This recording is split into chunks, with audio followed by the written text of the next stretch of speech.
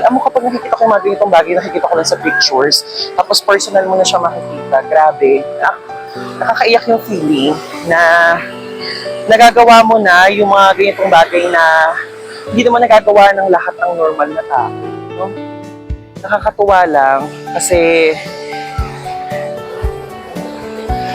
na e-experience mo yung ganitong bagay na akala mo lagi ka lang trabaho, bahay, tambay, diba?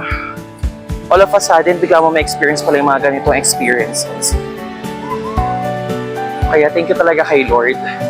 Huwag tayong mapapagod na manalangin, magpasalamat pali itong malaki man na biyaya sa atin kasi napakadami sa ating plano ni Lord.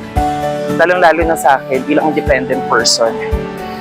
Na siya lang yung kasama ko sa lahat ng mga hirap, pagod, uyat, sakripisyo.